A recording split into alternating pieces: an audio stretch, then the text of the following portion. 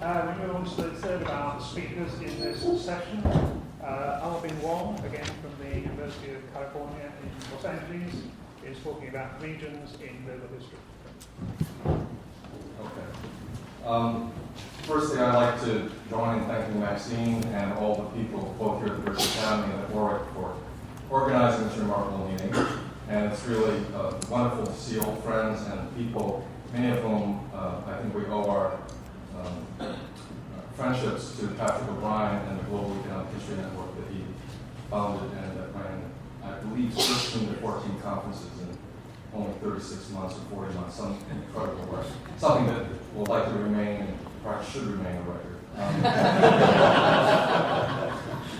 Listening to everyone begin today, and mention how Maxine suggested topics, I realized she did such a good job with me, I didn't recall that she told me to do this, but it makes sense now seeing how this was set up, that I think it is an assigned topic. So, and I'm going to try to, and unlike everyone, with the exception of my colleague Sanjay, who read a paper, I don't have a paper to read, and I was thinking how I would explain this, and I'm going to use the excuse that I'm on a panel with two PhDs in economics, and one of the things I learned from starting to attend economics seminars was that unless you got a PowerPoint, no one would listen to you.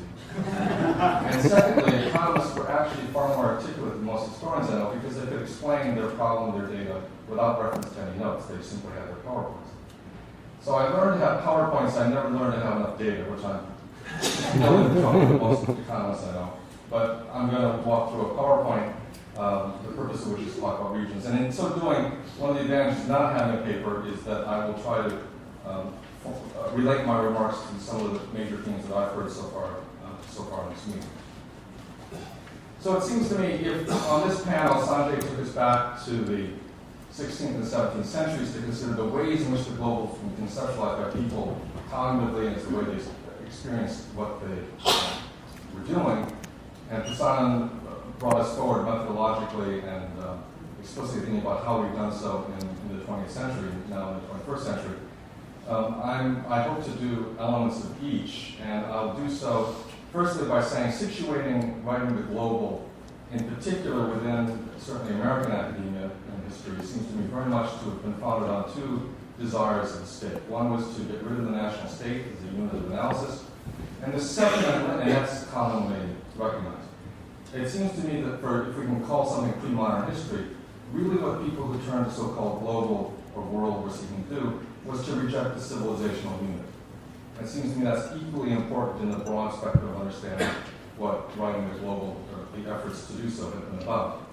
And that the conjunction of those two stimuli has led people to look, as we've already heard considerably in this meeting, stress on connections across specifically notions of political borders, notions of cultural spaces, and typically then give prominence to the movement of physical goods, as well as to people, and sometimes to ideas and social practices.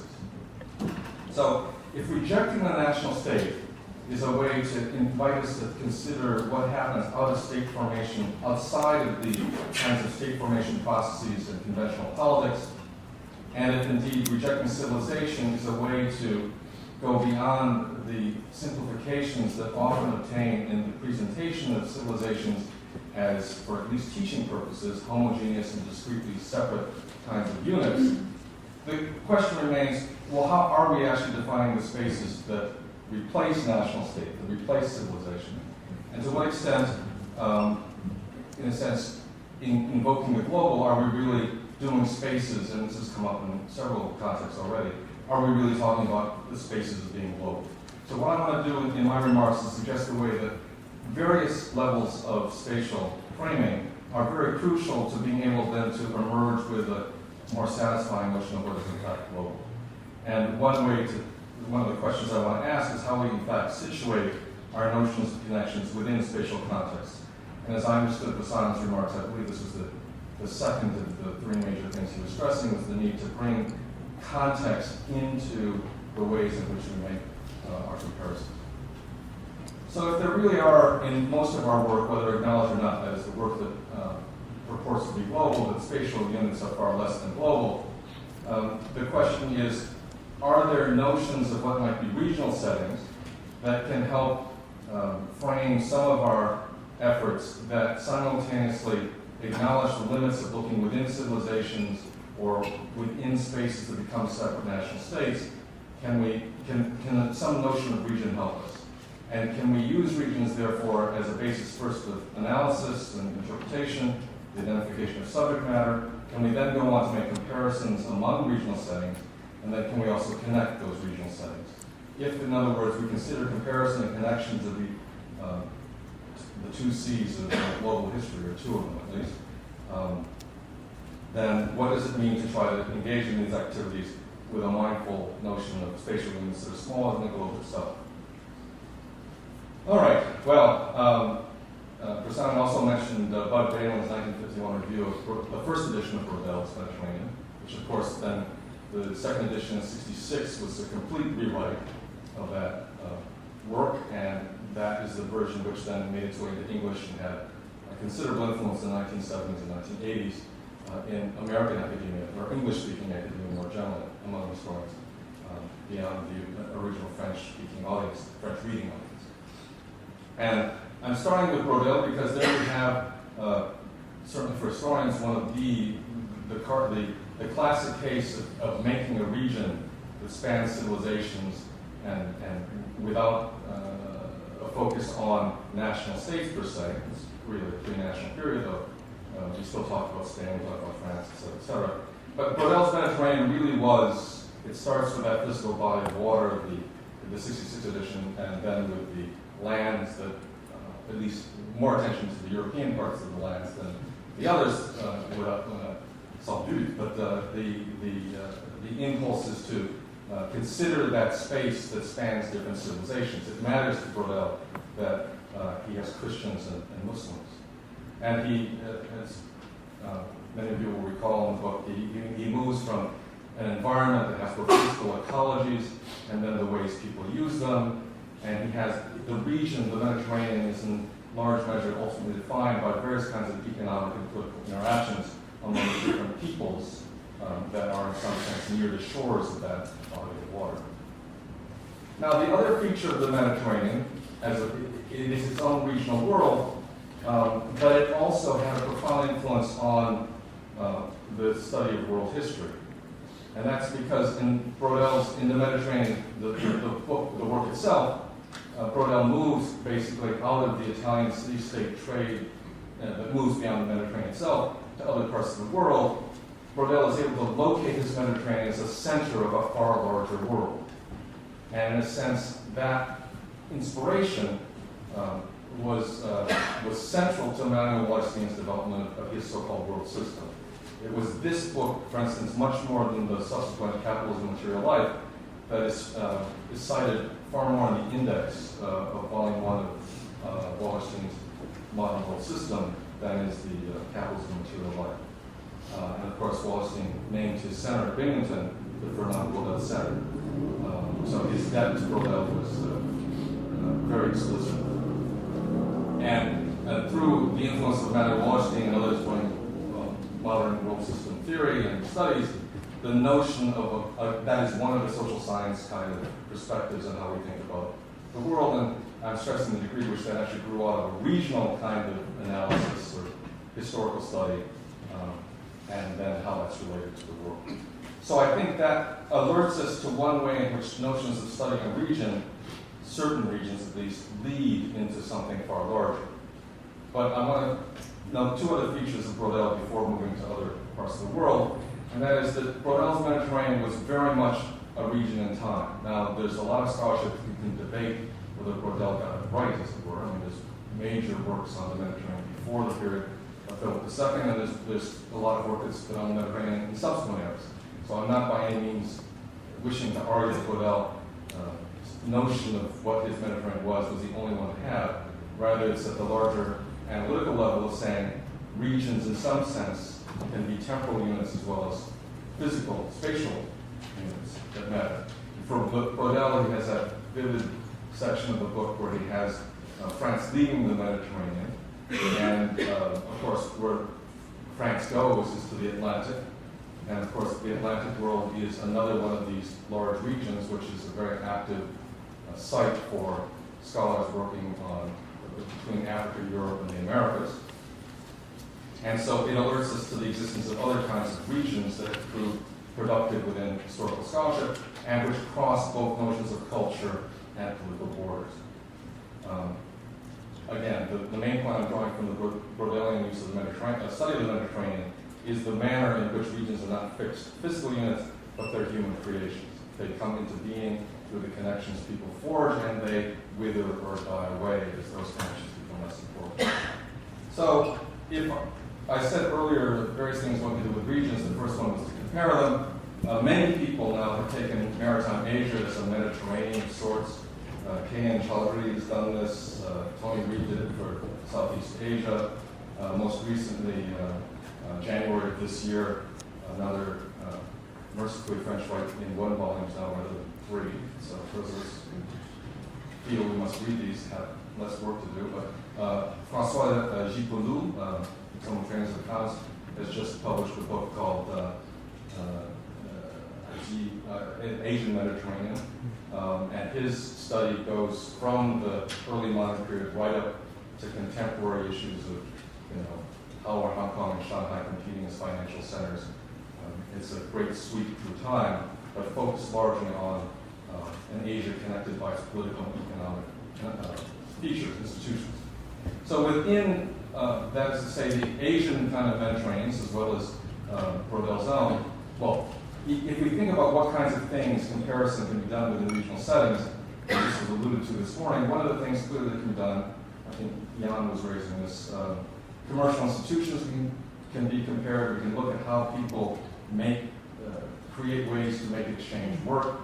It seems to me it's a very useful way to see that institutions, as Jan also mentioned, need not necessarily be the same, and yet, for all intents and purposes, they can have comparable outcomes in terms of encouraging Smithian principles of exchange. They need not do so, but they might do so. Equally, we might use regional settings to think about how to reintroduce politics and the ways in which states form and transform, and recognize that European state-making, in some sense, was a European phenomenon, and that if we were to look at state transformations in an Asian Mediterranean and take seriously the relations between archipelago in Southeast Asia, mainland Southeast Asia, the ways in which states transform in that regional setting could be examined in terms of both their similarities to and their important differences from what we find in European cases. In some sense, it seems to me one of the challenges that has been posed by the meeting is a tension between the degree to which we're looking for similarities or we're looking for differences or what we're seeking to do. It seems to me that a regional setting for thinking about questions should help inform and encourage efforts to identify both similarities and differences together. Thirdly, it seems to me within a regional setting, one can be thinking about cultural context, how people move across different kinds of linguistic universes. And here it seems to me that, Sanjay's, some of his work in the last decade has very much helped us understand the ways in which a lot of these negotiations took place, the ways in which various kinds of ideas were really shared amongst very different linguistic communities, whether it's the notion of the kind of text like Machiavelli's The Prince is really part of a much larger genre that's found in different settings which give different types of advice to rulers, as an example. But there's a larger set of questions of cultural context, and then within that, notions of what religious context, etc., might be. And then finally, it seems to me, drawing on Brodel, one might ask, well, as we turn to other parts of the world and we think of regions, what are also their temporal dimensions? And certainly people have argued that for understanding the Southeast Asian part of East Asia, or large area, that the temporal dimensions of when that region is coherent and the periods in which it's not connected to Europeans coming in, that this is one way we can think about how we can build up to global history. So here I want to also suggest that by being attentive to regional settings and their connections, we also want to be attentive to the notion that connections are not simply lines between 2 points, but that often we're attributing their significance according to whether we start at which end of the line we're starting at. And so we've had, in the 50s and 60s, there were many venerable narratives that followed Europeans out from Europe in the early modern period on their various forms of maritime trade and colonial enterprise, and that we've had successions of generations of scholarship that told us what Europeans have done, and then we've had the critiques of this, et cetera, et cetera. And as several comments made clear this morning, there's an uncertainty indeed, at least uncertainty about the degree to which we can go beyond the basic facts that Europeans, after all, were people who went about the world in various pleasant and unpleasant ways. It seems to me that rather than keep batting around whether we should do this or what we have to do with this, what the virtue of continuing with this is, it's to add other types of narratives as, at least within my reading, the most important contributions have come from Japanese scholars who have done the most to define European contact in Asia, looking at Europeans as they arrive. So that rather than anticipating what Europeans would become and their significance to their home countries, it's much more understanding how Europeans did and did not matter in their various episodes in different parts of Southeast and later Northeast Asia. And that looking at the connections from the place to which people come doesn't necessarily change the activities that take place, but the context within which they're evaluated is different, because clearly the importance of some Europeans being at a port in Southeast Asia, the importance of that to the home country is very different, or is analytically quite separate from the significance of their presence within that local context. So I want to extend some of these ideas, at least analytically, to suggest that one of the advantages of thinking of regions is that it is one approach to destabilizing larger political units, such as the Chinese Empire. And one of the things that seems to me useful to do is to recognize that if demographically and territorially the Empire of China, including the Ming, which is much smaller than Qing, and even including the Northern Song, these are much larger spaces than we ever find politically united in Europe. And that insofar as we think of Europe as a large space, we should think of the Chinese Empire as a comparable large space. And just as we think of Europe as having both connections and diversity within it, we need a way to order the diversity within what is the Chinese Empire, and not assume that in some sense it's politically consistent or culturally homogeneous, as a lot of scholars of China, especially early, mid, and late imperial, as a whole bunch of people have been teaching us the past 20 years. One way to think of that in a global history context, or regional history context, seems to me, to take seriously that some of the most interesting work on Northeast Asia recognizes, and this is true whether it's in the very earliest periods of China's history, or in the 7th, 8th, 9th centuries, or in the 20th centuries, the ways in which Chinese, Koreans, and Japanese all have multiple and competing relations in this part of Asia, and that regional setting has created a lot of the kinds of problems and possibilities that emerge over time. And so that if we think of the kinds of issues that really matter to nationalist historians today, one of the easiest ways to get in trouble, well, at least I found many ways to get in trouble intellectually, but one of them in Korea or with Koreanists is to suggest that the Kokuro, the Korean kingdom, part of the Tang Empire actually had control over it. And it seems from sources of the period that's what they're describing. But anyway, that's an anecdote. And so I'll avoid the anecdote. The larger point is you can divide the Chinese Empire into different parts of Asia, and notice that really Fujian and Guangdong, for instance, their linkages to Southeast Asia fundamentally define them in ways that are very different than certainly the people that are connected in northwest China to Central Asia. So that thinking of the different regional contexts within which different types of people who then become people we call Chinese have acted historically, defining them in those regional contexts, help us understand a lot of what really is the nature of their history. And after understanding that, we can ask the significance of what does it mean that they're part of the same empire. All right, so if then one thinks of that Chinese empire and what that implies about regions of the world, and I'm using empire as one example of a kind of space that can be usefully deconstructed into regions. I'm just encouraging us to think that we really need different kinds of spaces as the units within which we try to build up to something that's global. And because of time, because I realized for some reason I just wrote down a bunch of ideas about China, and we are not a meeting of China people, I'm going to skip this slide. And instead, perversely enough, privilege Europe in the sense that I want to argue that if some of these ideas about regions matter, that there is a sense in which we should reconsider, and I think this meets some of the suggestions already made, about putting European experience into a larger set of contexts that can recognize the way that European state-making has so massively distinguished between its domestic institutions and its colonial institutions, that those kind of differences, to my way of thinking, are a very particular way in which politics has evolved through a period of time for a particular region of the world that's very different than we see either among the Chinese or the people in Asia. I think there's one more slide, so I should get out of here in 90 seconds.